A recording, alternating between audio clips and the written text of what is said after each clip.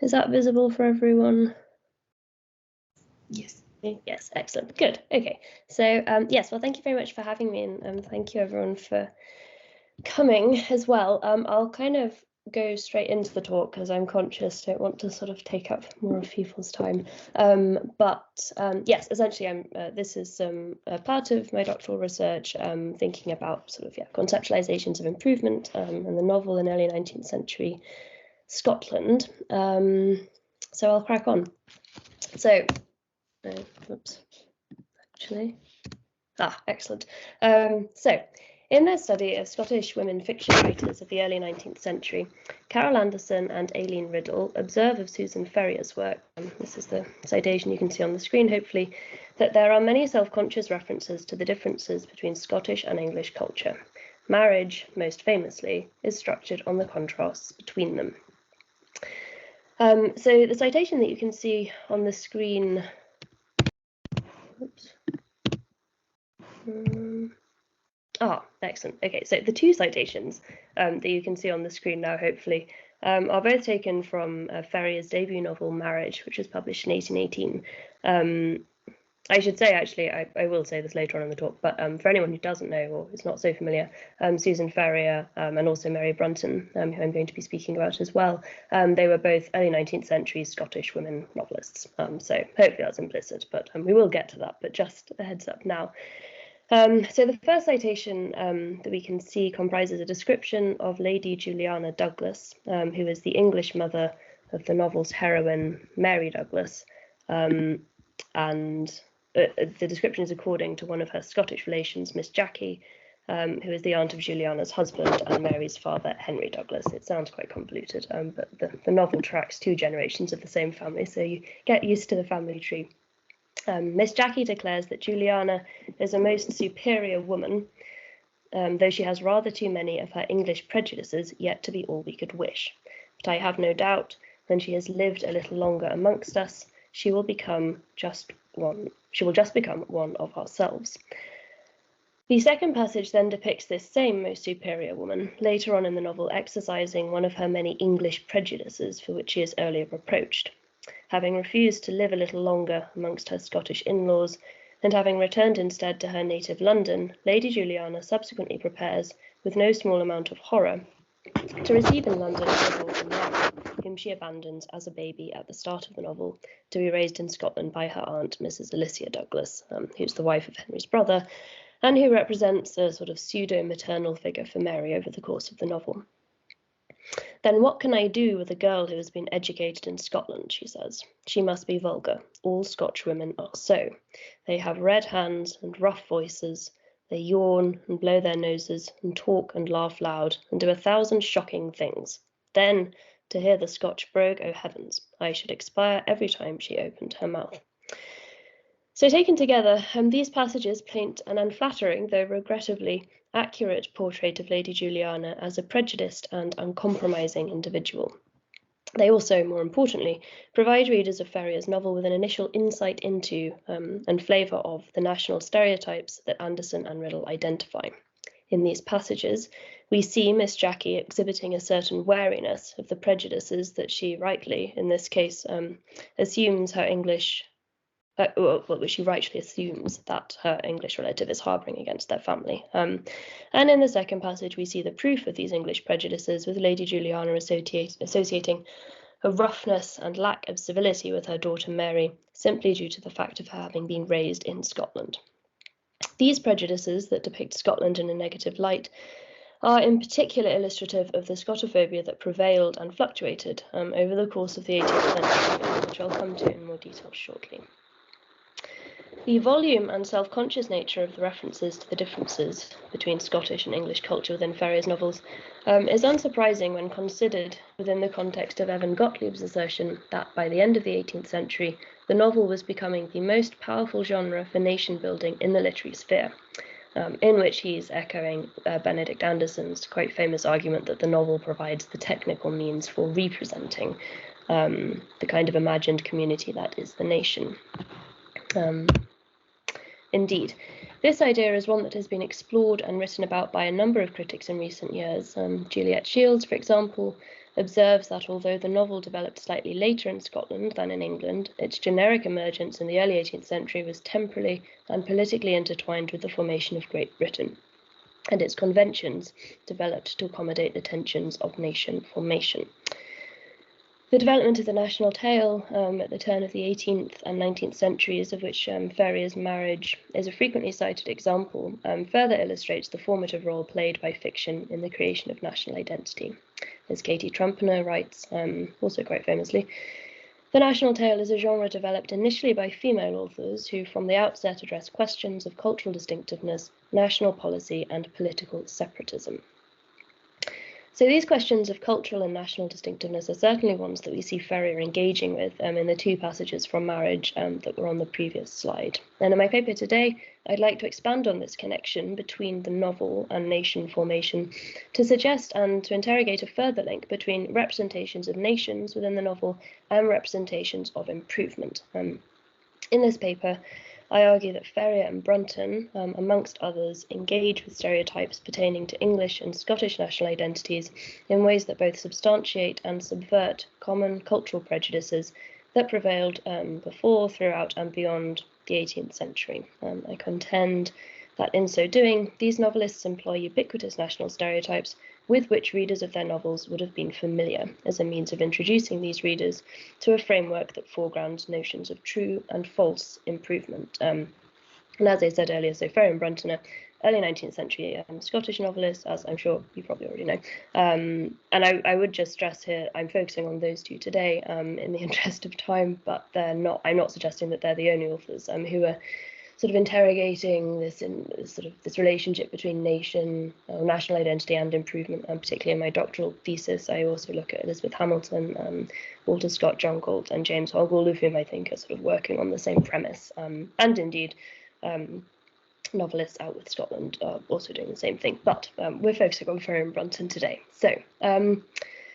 So thinking about these ideas of improvement, to explain exactly what I mean by the two terms true improvement and false improvement, much of my doctoral research and demonstrably this paper today thinks about improvement specifically of the individual character and how this is presented within the early 19th century novel in Scotland. True improvement I'm defining as a gradual, ongoing process through which an individual character learns to reflect upon themselves and their behaviour, evaluating their actions relative to their social, moral, and religious sensibilities. So benevolence, self-reflection, independent thought, emotional regulation, and a desire to be useful to others and fulfill a perceived duty are all the result and indicators of this process of improvement, which characters must keep working on in order to maintain the values and habits that they have worked to cultivate.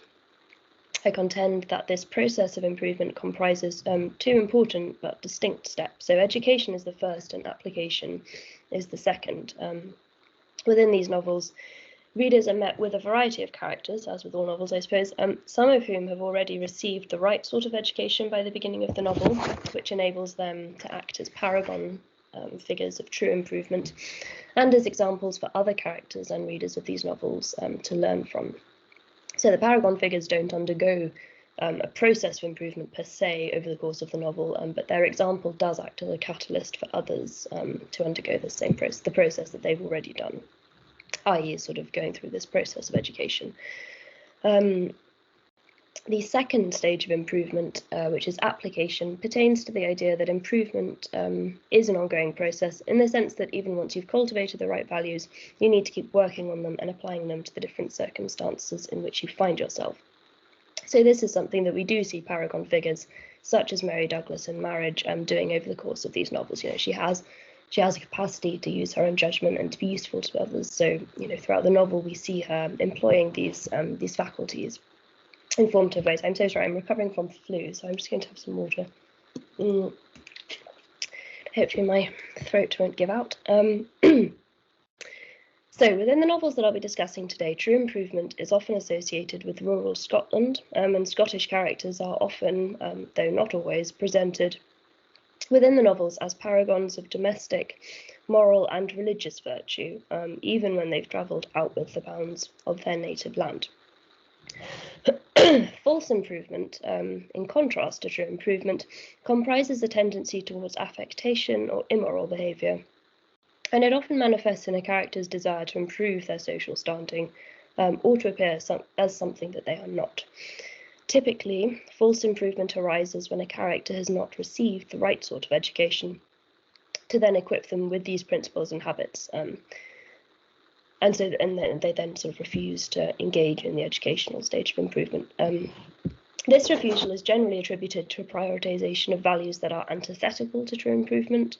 So where true improvement is characterised by morality and benevolence, false improvement is characterised by inherently selfish behaviour, depicting an individual who puts themselves and the manner in which they would like to appear to others above all else. So within the novels that I'm going to be speaking about today, false improvement is typically associated with the fashionable society found in urban areas of England, such as London or Bath, the latter of which, though not sort of a metropolis on the scale of London, is nevertheless presented, as Juliet Shields has noted, as a hotbed of frivolous pleasures and petty vices characterised by luxurious ostentation, which is a useful phrase to bear in mind, I think. So, by introducing the ideas of true and false improvement in this way, these novels demonstrate an awareness of and build on 18th century stereotypes surrounding urban and rural environments in which the latter, urban,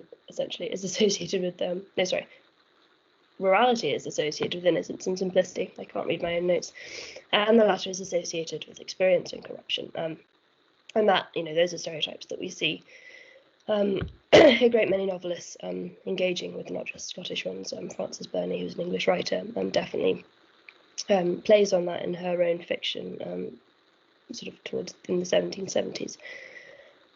So, to date, critics such as Shields, Trumpner, Gottlieb, and also Leith Davis have often analysed these novels' representation of Scottish and English national stereotypes alongside the formation of a cohesive British identity, or lack thereof, following the Act of Union in 1707.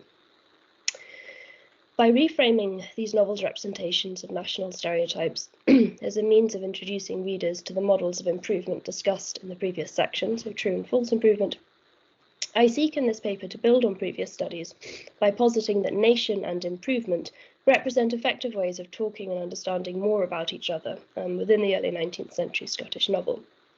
In this way, I'm aiming, I suppose, to move the discussion more towards the ways in which the novel during this time period was engaging with culturally embedded stereotypes surrounding national identity in order to promote sort of morally virtuous codes of conduct, or to encourage readers to avoid certain damaging behaviours or tendencies. While the Act of Union and its effects on national stereotypes is not, therefore, the primary focus of my paper today, it does nevertheless provide an important context for better understanding where these stereotypes about Scotland and England came from, and how it was that readers of Ferrier and Brunton's novels would have been so familiar with these stereotypes. I'd therefore like to spend a little bit of time now just quickly, I suppose, going through the historical context before moving on to talk about the novels themselves. So, by referring to the uncivilised Scots and the prejudice-riddled English in the passages cited at the beginning of this talk, Ferrier pinpoints two of the most culturally embedded stereotypes pertaining to Scottish and English national identities at the beginning of the 19th century, both of which were exacerbated but not created by the Act of Union and its political aftermath. As Shields writes, this is a citation you're all hopefully looking at, rather than creating a cohesive British nation, the 1707 Union arguably exacerbated tensions and disparities between southern Britain and the Gaelic-speaking Highlands. While Scottish lowlanders were generally in favour of the Union, believing it would bring them greater commercial success and wealth, the Scottish Highlanders experienced, as Janet Sorensen has noted, economic and political domination, culminating in the 18th and 19th century clearances, in which they were stripped of their land and traditions, to put it extremely simply. All of this served as a catalyst for what David Dakers refers to as the cultural uncertainty, what might indeed be called a crisis of national identity that followed the Union of 1707.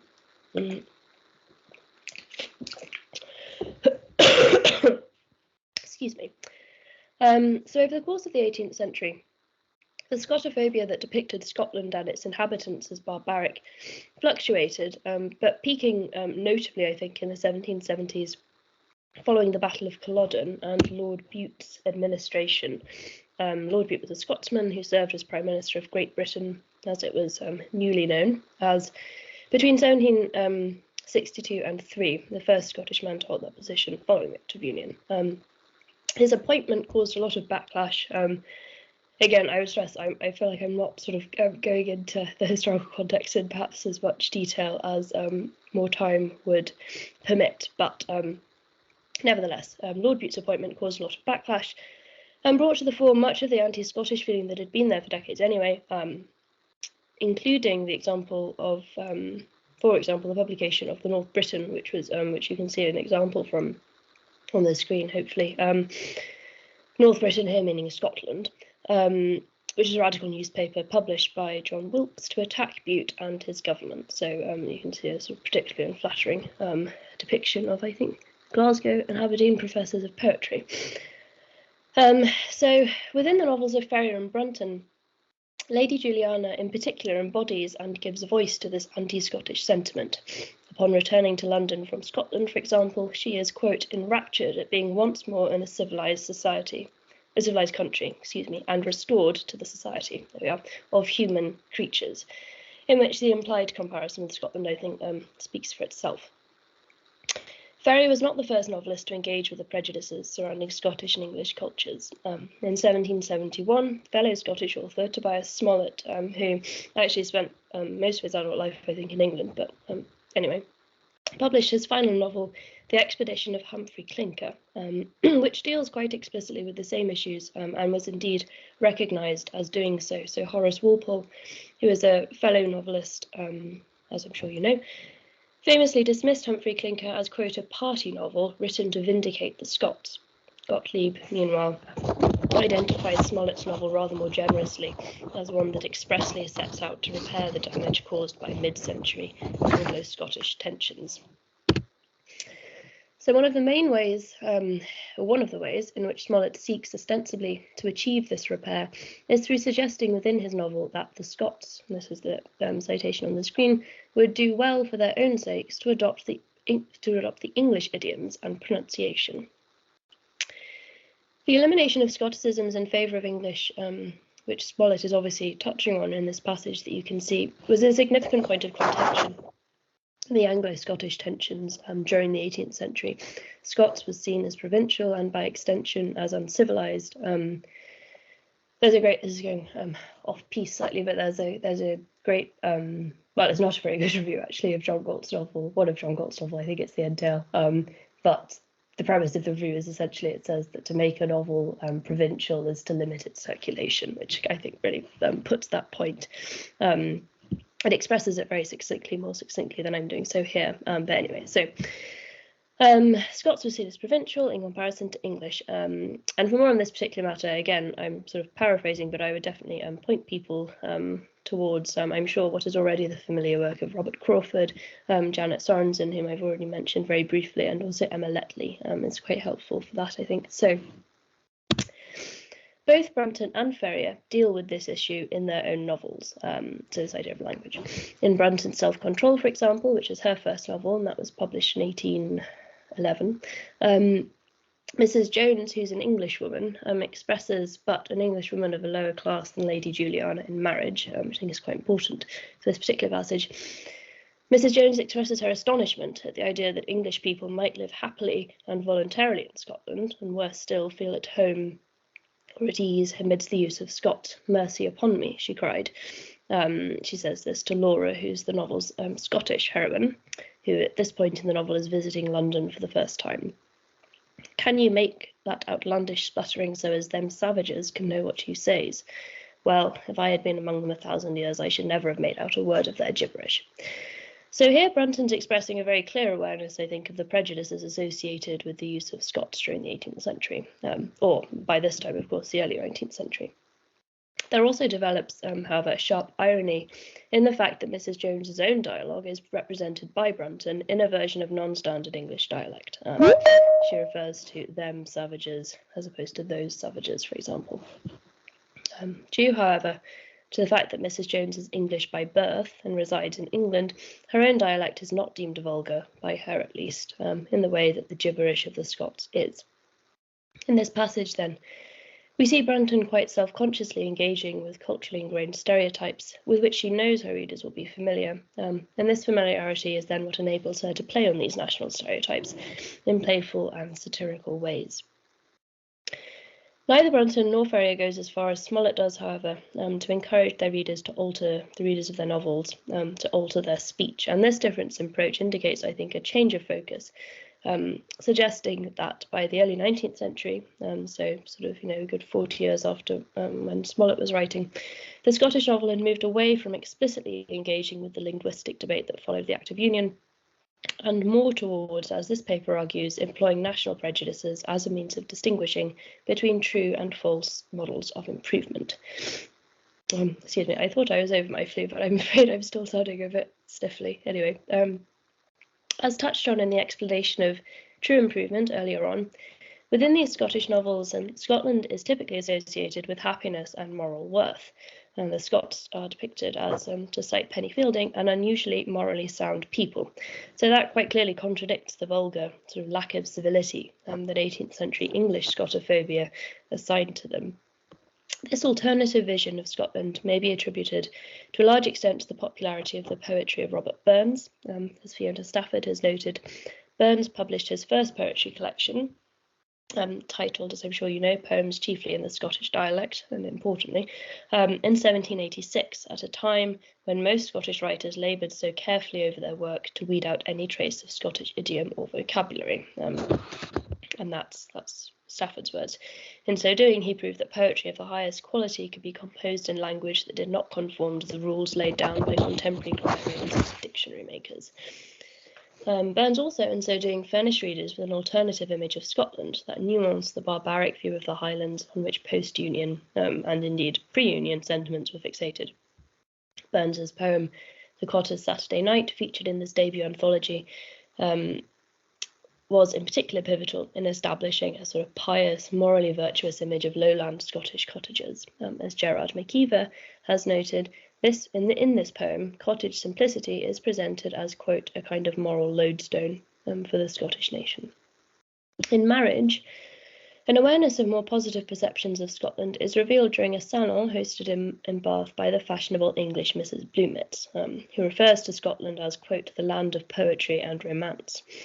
Such a reputation may be attributed in part to the popularity of both Scots poetry and Ossian, who actually probably had larger appeal in the period, but it's Scots poetry that's referred to during the same scene in Marriage. And also, so in this scene as well, we get a sense of the sort of Ferrier's awareness of the increased interest in Scotland as a tourist destination during the late 18th and early 19th centuries. Anderson and Riddle in turn identify this particular scene in Marriage as one that reveals Ferrier's, quote, ironic awareness of the marketability of romantic Scotland. So highlighting once again then these novelists' self-conscious engagement with contemporary national prejudices within their novels. This increased interest in Scotland and in Scottish culture famously prompted Sarah Green's satirical novel Scotch Novel Reading or Modern Crackery, which was published in 1824. So the same year, actually, as Ferrier's second novel, The Inheritance, and exactly 200 years ago this year. So it's a big year for the Scottish novel, in which Sarah Green, as you can see on your screens, observes that we have been now for some years inundated with showers of Scotch novels thicker than the snow you now see falling, which would be appropriate if we had the snow that was forecast today. So the Scottish novels that I'm going to be talking about more today were thus produced at a time during which a multitude of Scottish and English national stereotypes prevailed within common knowledge.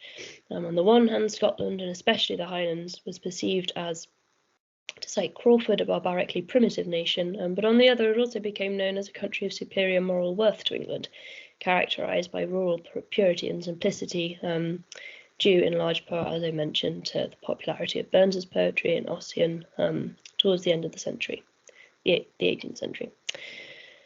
Within the novels of Ferrier and Brunton, it is, importantly, this second stereotype, the more positive stereotype, that's associated with true improvement, and which the Scottish heroines, such as Mary Douglas in Marriage and such as Laura Montreville in Self-Control, advocate.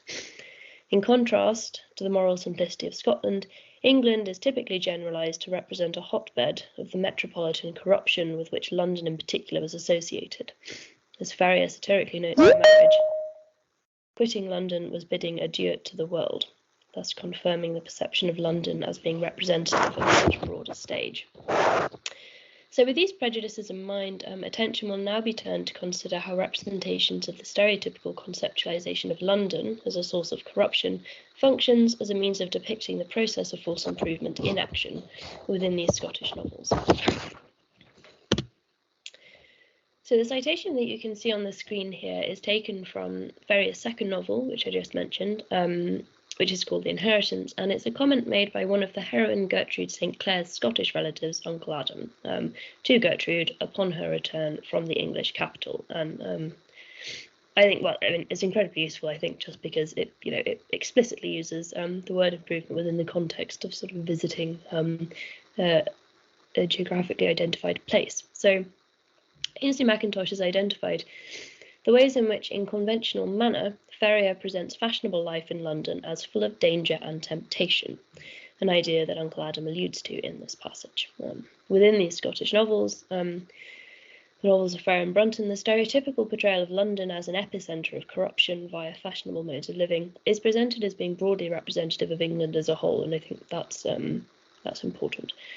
In Marriage, for example, Mary's aunts, having heard the morals of the English people were not so good, to put it politely, presumably, and there were a great many dissipated young men in England, they express their hope that Mary will not return to Scotland from London with any extravagant English notions. In The Inheritance, Gertrude's time spent in London is described as her career of folly and extravagance, appropriately, and it's in keeping with these contemporary stereotypes of England. Travelling to London for the first time to spend the season there as the new Countess of Rossville, Gertrude soon finds herself in, quote, the vortex of elegant dissipation, which is a great phrase. Readers learn, this is the longer passage we can see, how borne like a feather on the tide of fashionable celebrity, Gertrude was hurried along she knew not whither, while, at the same time, wherever she went, she was hailed as the leader of every favourite folly. She was the idol of the day, and she breathed in only an atmosphere of adulation, baleful alike in its effects on the head and the heart.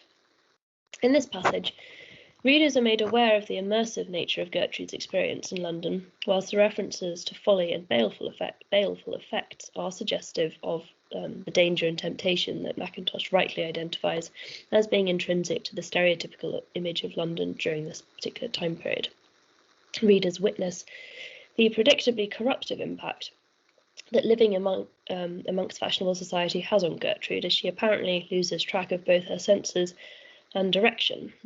As such, readers become aware of the delusional nature of false improvement, in contrast to the careful self-reflection and desire to be useful to others that is associated with true improvement.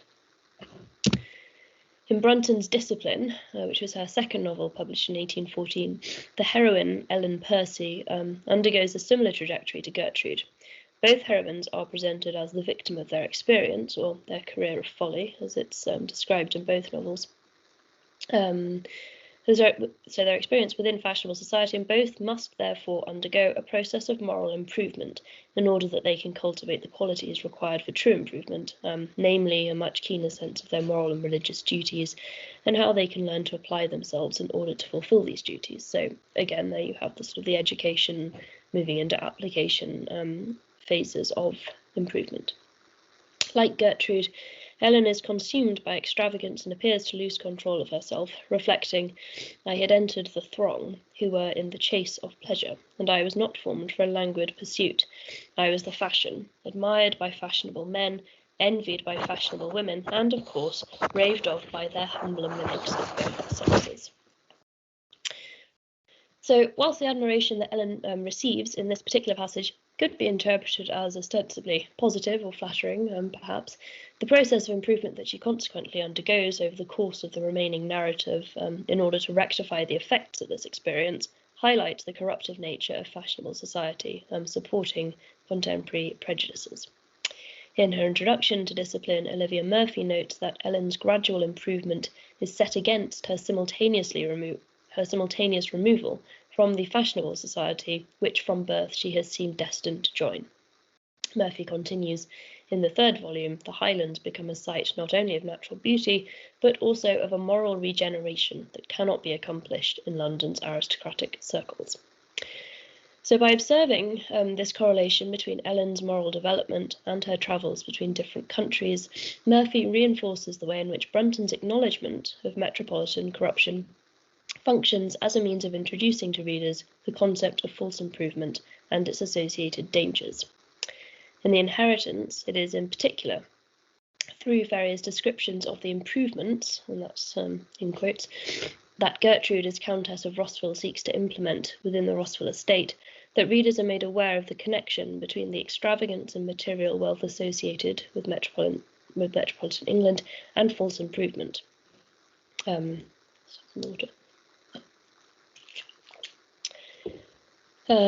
So prior to her time in London, Gertrude is encouraged by her guardian and incidentally her eventual husband, the Scottish Edward Lindsay, to improve the estate by building a new schoolhouse and cottages for the poor.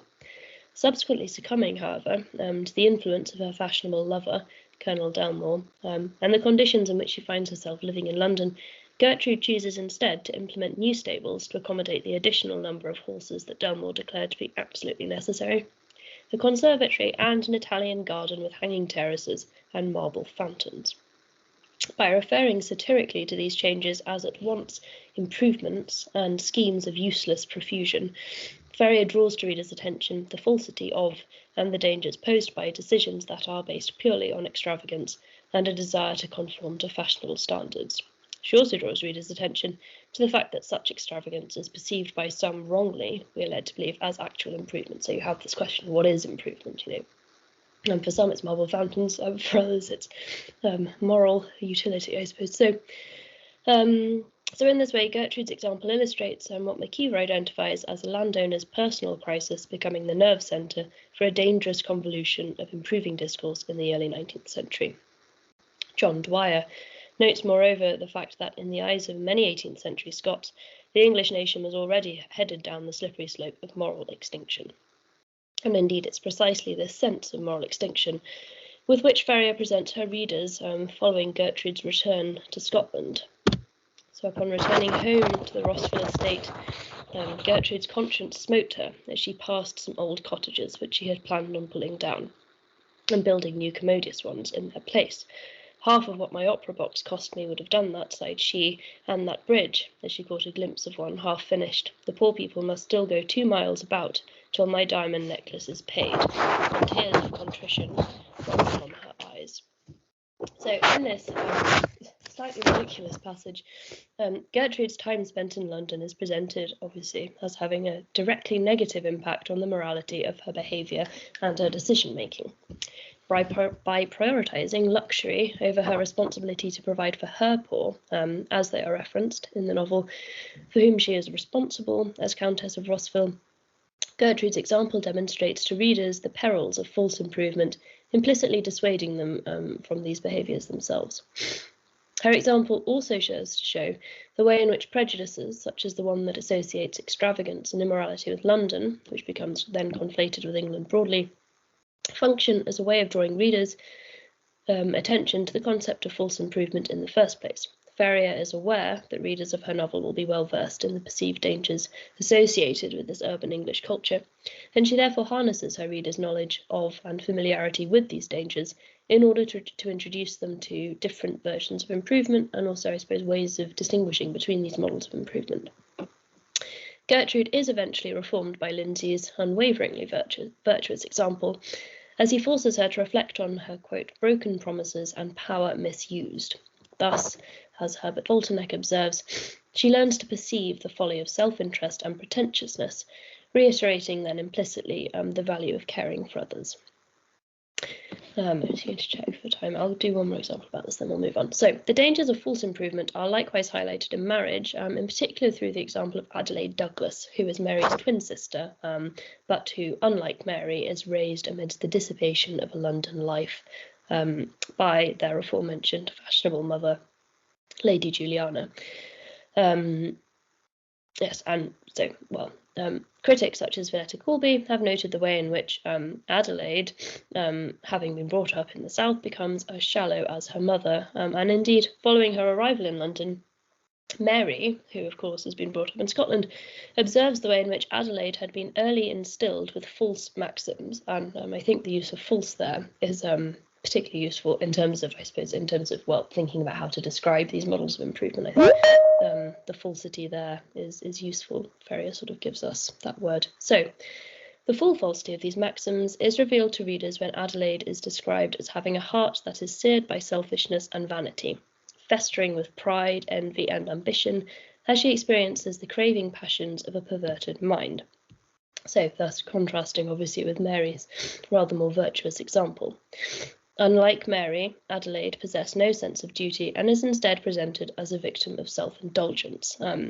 Like their mother, Adelaide reveals to readers the sad fruits of a fashionable education. So again, I suppose also there reiterating the importance of education in the process of improvement. Readers learn, moreover, how Adelaide found happiness in those pleasures where she had been taught to expect it, namely in all the rank, wealth, and fashion. In all that rank, wealth, and fashion could bestow, as she is depicted seeking happiness in the gratification of every expensive whim. So in this passage, Ferrier reinforces the association between false improvement and the stereotypically corrosive influence of fashionable society, highlighting then the redundancy of material sources of satisfaction. The immorality of Adelaide's behaviour is brought to the fore in a sort of slightly horrifying denouement when, succumbing to the envy and ambition by which she is earlier characterised, she becomes the subject of scandal by eloping with Lord Lindore, when she is crucially already married to the Duke of Altamont, vainly hoping to find peace and joy amid guilt and infamy, as Ferrier puts it. So, thus, as with the example of Gertrude, exposure to luxury and extravagance is presented as directly impacting Adelaide's behaviour in a negative way, and by playing on this association of luxury and extravagance with London and English society, an association which readers of Ferrier's novels will undoubtedly have been aware, Ferrier reveals how national stereotypes can be employed to aid readers in understanding the nature and the implications of false improvement. So, having considered then the relationship between false improvement and English national stereotypes, I'd like now to turn attention to thinking about the ways in which true improvement is introduced to readers via Ferrier and Brunton's engagements with stereotypes that associate Scotland with moral virtue. Critics to date have often noted the correlation that develops within Ferrier's novels between, as Mackintosh puts it, moral worth and receptivity to the Scottish landscape, as Scotland is presented to readers as, quote, a moral testing ground. That's borrowing Colby's phrase. At the forefront of this line of criticism is Anne Mellor, whose writing you can see on the screen, hopefully. She writes that in Ferrier's fiction, sublime nature is specifically equated with human morality, continuing that those characters capable of responding positively to the awesome grandeur of the Scottish Highlands are also capable of valuing rational discourse, disciplined behaviour, the domestic affections, the equality of women, and the dictates of an enlightened Christianity, the hallmarks of Ferrier's feminine romanticism. In marriage, Lady Juliana's immorality and materialistic ideals are implied through her lack of appreciation for the Highland landscape, and indeed all things Scottish. So this ultimately prompts her to flee Scotland and return to England shortly after the birth of her twin daughters. Woods and mountains and lakes and rivers were odious things, and her heart panted for dusty squares and suffocating drawing rooms. So in this passage, Ferrier's pointed use of dusty and suffocating to describe the English urban spaces highlights her propensity to counteract negative prejudices pitted against Scotland with equally unflattering depictions of England. In contrast to her mother, Mary is obviously at home in the Scottish landscape and its simple pleasures, having been brought up there under the guidance of her aunt, Mrs. Douglas. Her cultivated taste and thoughtful mind could decry beauty in the form of a hill and grandeur in the foam of a wave, and elegance in the weeping birch as it dipped its now almost leafless boughs in the mountain stream. So while characters' interactions with the Scottish landscape do not comprise the focus of this talk, their examples, I think, do highlight, or they serve to highlight this sort of critically remarked on association between Scotland and moral worth within the context, particularly of these female authors. Within Marriage, Mary and her aunt, Mrs. Douglas, are the characters through whom the idea of true improvement is most effectively conveyed. From the beginning of the novel, both women are presented as paragon figures, to use a phrase I mentioned earlier, embodying the values with which true improvement is associated. They do not, therefore, improve themselves per se over the course of the novel, but instead they represent example figures from which readers of Ferriar's novel, and indeed some of the other characters within the novel who are in need of improvement, can learn from. The mentoring relationship that exists between them reinforces the two-step process associated with true improvement that I outlined earlier. Both Mary and Mrs. Douglas receive the right sort of education before the novel begins, with Mary being educated directly by Mrs. Douglas, which then enables them to spend the rest of the novel applying the principles that their education has instilled in them to different, various sort of trying situations. Readers learn how Mary had seen in Mrs. Douglas the effects of a highly cultivated understanding, shedding its mild radiance on the path of domestic life, heightening its charms, and softening its asperities with the benign spirit of Christianity. So in this passage, Mrs. Douglas is clearly presented as embodying the pious domesticity with which Scotland is, in some cases, associated. In this way, her example demonstrates the way in which national prejudices can serve as a means of acquainting novel readers with the assets and the values that are associated with true improvement, such as a fulfilment of religious duty and a capacity to exercise individual judgment.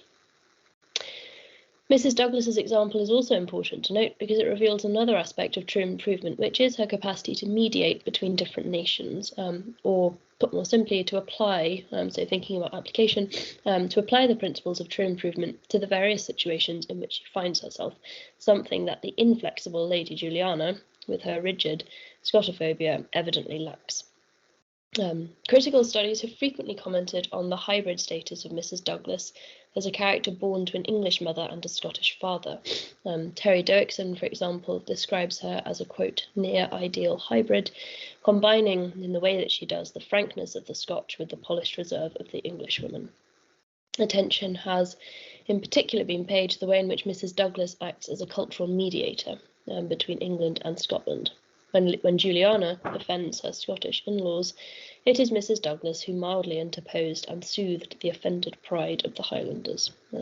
So in spite, or perhaps because of, her hybrid nationality, Mrs. Douglas is presented from the beginning as a character who embodies all the positive values surrounding Scottish identity and who then instills these values of true improvement within her niece Mary. Mrs. Douglas's self-comparison with Lady Juliana reinforces her own distance from England and the fashionable society in which she herself lived for a time. Identifying Juliana as a poor victim of indulgence, Mrs. Douglas beheld the sad fruits of a fashionable education and thought with humility that under similar circumstances such might have been her own character. In this passage, the suggestion that Mrs. Douglas might also have ended up a victim of indulgence had she been raised within fashionable society reveals Ferriar's implication that characters are principally shaped by their education as opposed to where they come from.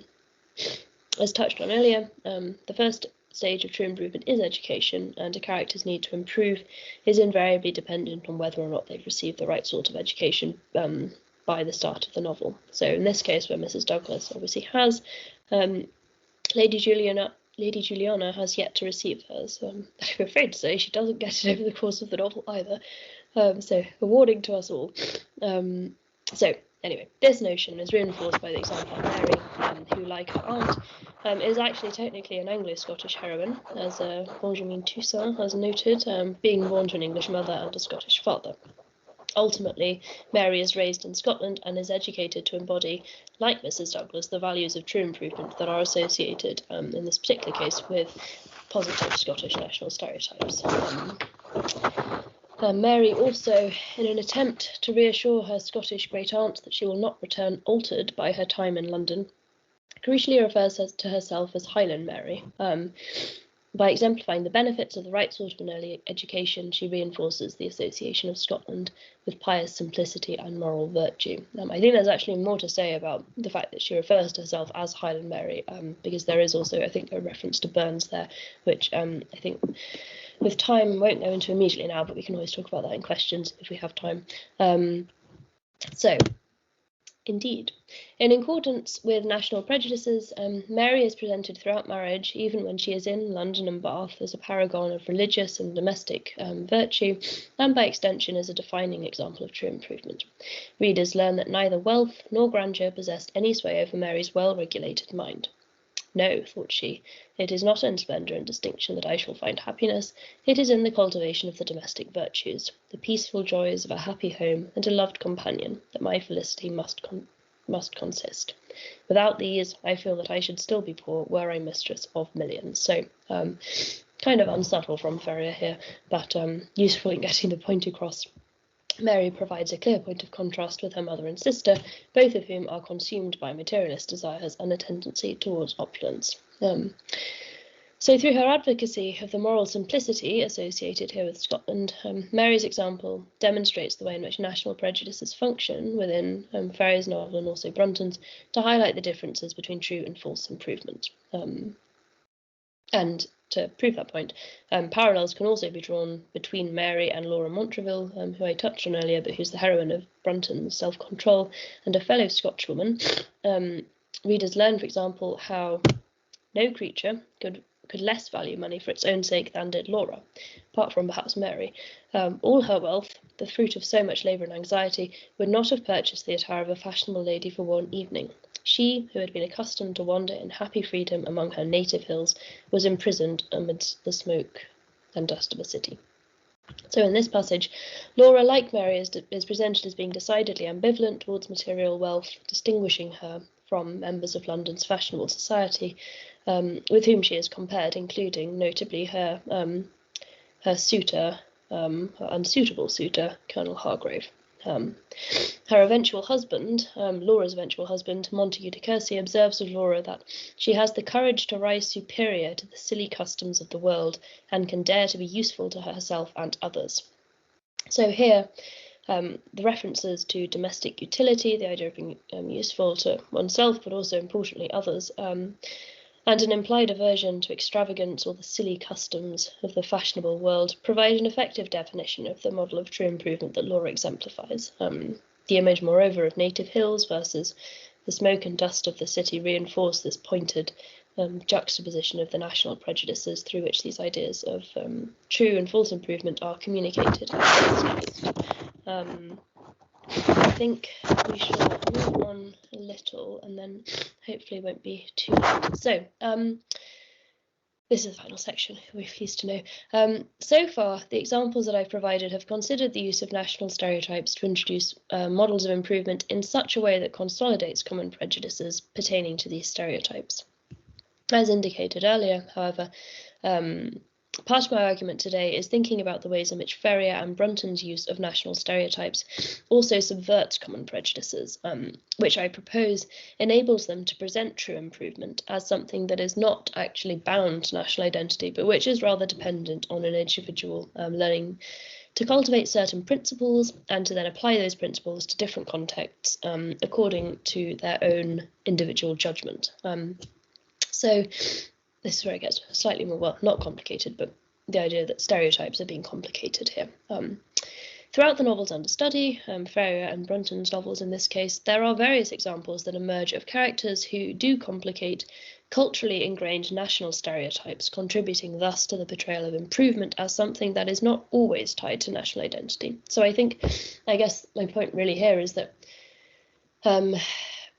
stereotypes pertaining to English and Scottish national identity can definitely be used in sort of at a preliminary stage to introduce these ideas of true and false improvement. But actually, the more we dig, we then find examples that complicate these stereotypes. So I suppose then we're left with the question, what does true improvement really comprise? What are the conditions? And actually, I think what Ferry and Brunton seem to suggest through their novels is that real improvement is not always dictated by national identity. Okay, I guess it's sort of national stereotypes become a paradigm through which we can understand those ideas, but with the caveat that it's not a one size fits all. The rule doesn't always work. So then we are faced with examples that make us really sort of dig a little deeper to understand what is real improvement.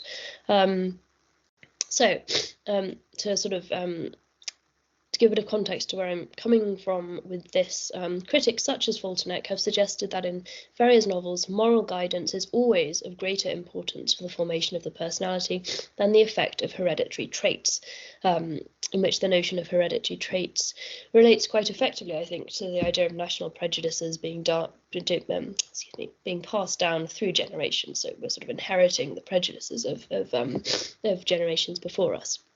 Derrickson writes similarly that in marriage, Charles Lennox, whom Mary eventually marries, has been nurtured by a woman who has a strong sense of national identity, but who values religious and moral character above blind adherence to national loyalties, thus highlighting the fact that piety and morality can sometimes develop in opposition to, as opposed to in accordance with, the national prejudices with which these novels so self-consciously grapple. So going back to the beginning, I guess they're thinking about Anderson and Riddle, there is a self-consciousness sort of preoccupation with what does it mean to be Scottish, what does it mean to be English, but actually, in the case of Charles Lennox's mother, there are values that can be put above blind adherence to national loyalties, which I think is a very helpful way of putting it, actually. So I therefore propose to conclude by building on these observations to explore the ways in which Ferrier and Brunton present true improvement as something that can be achieved by anyone willing to cultivate the necessary principles and values. So, one of the main ways through which complications of national stereotypes occur in these novels is through these novelists' critical depictions of their fellow Scots, which can reveal flaws within their characters and which are sometimes akin to the flaws stereotypically associated with English characters. As Toussaint observes, whilst the foibles of the Scottish characters in Ferrier's novels are usually much less detestable than those of the English characters, Ferrier insists on the fact that some qualities, or more often than not some faults witnessed in some of her Scottish characters, are universal. Anderson and Riddle note, moreover, that the Scots are often treated satirically as well, and Ferrier's ridicule is not therefore uniquely reserved for members of London's fashionable society, which, as we've seen, becomes conflated with England broadly. A particularly good example of this satirical treatment can be found in Marriage, in which an obviously satirical tone is used to describe the guileless sisters, Mary's great aunt, so the Miss Jackie, who we heard from at the very beginning of this talk, Miss Grizzy and Miss Nicky. Like Lady Juliana, Mary's great aunts are often compared with the example of Mrs. Douglas, and like Lady Juliana, they are actually found wanting. Readers learn, for example, how, unlike Mrs. Douglas's well-cultivated understanding, which we've learnt about already, their minds never maintained a just equilibrium long upon any subject, but, like falsely adjusted scales, were ever hovering and vibrating at either extreme. So, I mean, the three aunts really they're sort of a source of humour, I guess, in the novel, and they're completely ridiculous and ostensibly incorrigible. So in that sense, they, I think they're definitely quite harmless, but nevertheless, they're complicating these stereotypes on which Ferrier is playing. In The Inheritance, Ferrier also presents her readers with the examples of Miss Bell Black, Gertrude's cousin, who, of all the characters within these Scottish novels, provides perhaps the best definition of false improvement as a version of improvement that centres on a desire to be seen in a specific way before others, or the ever-important eyes of the world, which is a frequently recurring motif throughout The Inheritance, employed either satirically by Uncle Adam, who was cited earlier, to criticise anyone who affects to appear fashionable, or sincerely by Bell Black, who of course falls into this trap, and is also therefore mercilessly satirised by Ferrier.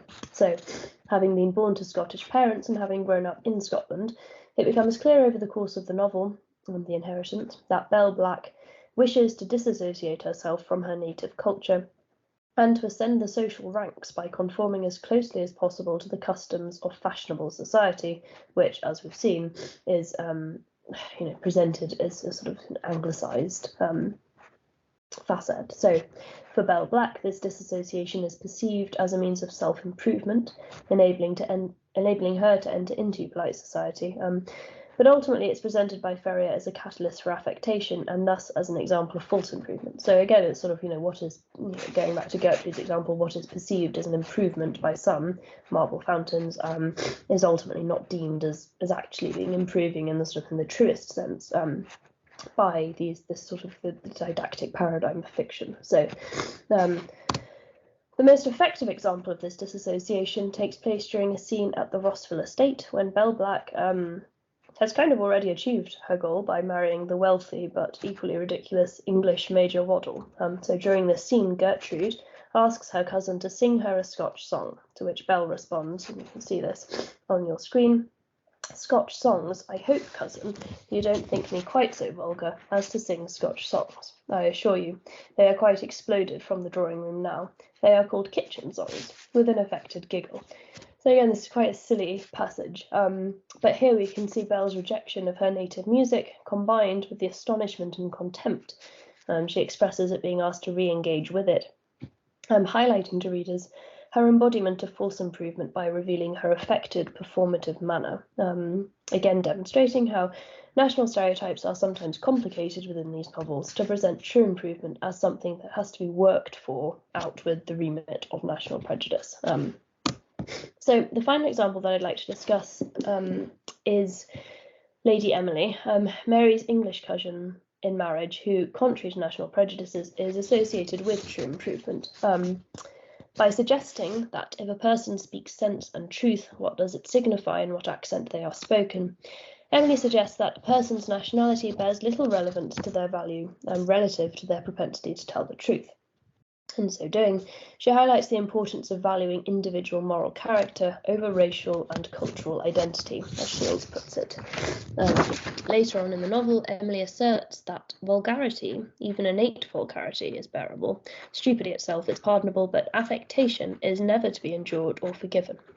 So here, her aversion to the affectation that we see Bell Black engaging in, for example, is effective in distancing her from the false improvement with which the fashionable society in which she has been raised is associated. Her reference to innate vulgarity is meanwhile suggestive perhaps of an allusion to the vulgarity with which the Scottish characters in marriage are branded by other English characters. So a sense of Ferrier's kind of satire and sort of acerbic irony there. Lady Emily may thus be read as a spokesperson for the importance of values such as truth and morality over the national prejudices that abound within these novels, reinforcing that true improvement is ultimately not defined by national identity. I had one final example, but I'm conscious that I'm almost speaking for an hour at this point. So the other example would be Montague de Courcy, whom, as I mentioned, Laura marries in self-control. So he's English, but again, we see, contrary to popular expectation, perhaps, grandeur holding second place to usefulness. So again, a slight subversion of stereotypes there in a sort of manifesto sort of attempt to distinguish between true and false improvement. So I shall conclude very quickly. As the examples provided in this paper have hopefully shown, Ferrier and Brunton, and others not mentioned here, demonstrate a clear knowledge of long-standing stereotypes pertaining to Scottish and English national identities. Within their novels, these stereotypes are employed as a means of introducing readers to ideas of true and false improvement, but they're also complicated to present real improvement as something that actually can't be dictated by national prejudice, and which is instead contingent on individuals learning to think for themselves and then apply those principles more broadly. It's my hope that through drawing attention to this connection between nation and improvement, we might use it to consider in more depth the ways in which the novel functioned during the early 19th century as a medium for individual improvement, through drawing on readers' prior knowledge of culturally accepted stereotypes. And I will end there if I can, and thank you for listening. Oh no.